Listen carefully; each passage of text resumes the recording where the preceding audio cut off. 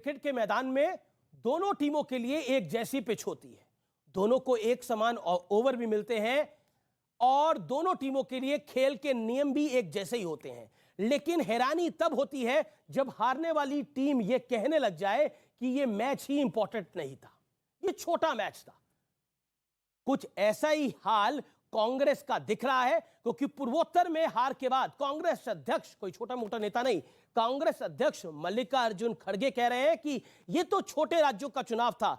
सोचिए 3 राज्य मिलाकर 179 सीट्स पर चुनाव हुआ, कांग्रेस 96 सीटों पर चुनाव लड़ी और सिर्फ 8 सीटें जीत के आई। नागालैंड में खाता तक नहीं खुला। लेकिन एक बात तो साफ साफ दिख रही है कि मोदी की कब्र खोदना कांग्रेस को बहुत भारी पड़ गया है। और पूर्वोत्तर में मिली शानदार जीत के बाद खुद प्रधानमंत्री मोदी कांग्रेस पर जबरदस्त जुबानी अटैक करते हुए कहा कि बेईमान कहते हैं मर जा मोदी, लेकिन देश कहता है मत जा मोदी। लेकिन इसी बीच एक और बड़ी घटना हुई है। G20 के लिए भारत में आए दुनिया के तमाम दिग्गजों ने प्रधानमंत्री मोदी की जमकर तारीफ करी है। लेकिन जिस वक्त ये तमाम नेता मोदी की एक तरफ तारीफ कर रहे थे, ठीक उसी वक्त लंदन में की कैम्ब्रिज यूनिवर्सिटी में खड़े होकर राहुल गांधी देश को और नरेंद्र मोदी को बदनाम करने का एजेंडा चला रहे थे। वो कह रहे थे कि मेरी जासूसी हो रही है, अल्पसंख्यकों पर अत्याचार हो रहा है भारत के अंदर, भारत का लोकतंत्र खतरे में है। उन्होंने सुप्रीम कोर्ट तक पर भी सवाल करे। सवाल है कि देश में मिली हार के चलते क्या विदेश में भारत के खिलाफ दुष्प्रचार किया जा रहा है? आज इसी पर होगी जनता जनार्दन के बीच सबसे बड़ी बहस, मर जा मोदी बनाम मत जा मोदी। लेकिन कांग्रेस के एक और वरिष्ठ नेता है, वो कह रहे हैं कि कांग्रेसी मेहनत नहीं करते। ये रिपोर्ट देखिए।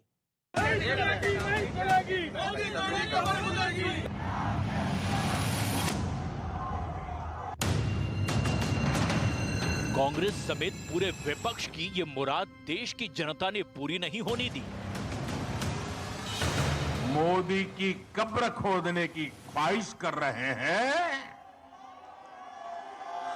जहां मौका पड़ता है कमल खिलता ही जा रहा है, खिलता ही जा रहा है। पीएम मोदी ने दो टूक कहा कि कुछ लोग उनके मरने की कामना करते हैं, लेकिन देश की जनता का इरादा कुछ और ही है। ये कट्टर लोग कहते हैं मर जा मोदी, वो कहते हैं मर जा मोदी। देश कह रहे हैं मत जा मोदी, मत जा। प्रधानमंत्री मोदी ने अल्पसंख्यक वर्ग को डराने वाले एजेंडे पर भी करारा प्रहार किया। साथियों, हमारे यहां बरसों तक माइनॉरिटीज को भी बीजेपी का डर दिखाया गया, देश विदेश में प्रोपेगेंडा चलाया गया। लेकिन अपप्रचार की इस झूठ की पोल गोवा के लोग खोलते रहे हैं। अब नॉर्थ ईस्ट के लोग भी इस झूठ की पोल खोलने में जुट गए हैं। We've got Muslims in India, we've got Christians in India, we've got different languages in India, right? They're all India. Mr. Narendra Modi says he's not. Mr. Narendra Modi says he's a second-class citizen in India. ये action नहीं है बल्कि जुल्म है, और ख़ास तौर से मुसलमानों के साथ ये जुल्म किया जा रहा है। अब माफिया के मुतालिक इन्होंने एक जुमला कहा था कि मैं मिटा दूंगा उनको, तो मिटाने की बजाय सरकार का निज़ाम ठीक कीजिए। प्रधानमंत्री मोदी ने कांग्रेस की सोच पर भी सवाल उठाए।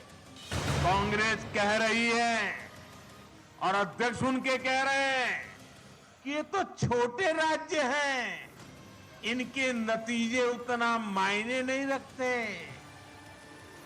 जब दिल में ही भारत को जोड़ने की भावना ना हो तो ऐसे बोल निकलते ही हैं। इस बीच राहुल गांधी ने कैम्ब्रिज के अपने भाषण में देश के लोकतंत्र को खतरा बताया। In my view, Narendra Modi is destroying the architecture of India. I think he is imposing an idea on India that India cannot absorb.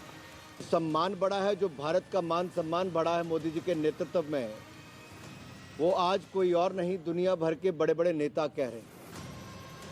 Rahul ji किसी और की नहीं, कम से कम इटली के प्राइम मिनिस्टर और उनके नेताओं की तो सुन लेते। सवाल है कि अगर मोदी को हरा नहीं पा रहे तो क्या विदेश में देश की बुराई करेंगे? सवाल ये भी कि 2024 में विपक्षी एकता का क्या होगा, क्योंकि पीएम मोदी विपक्ष के बेमेल गठबंधनों की पोल भी खोल चुके हैं।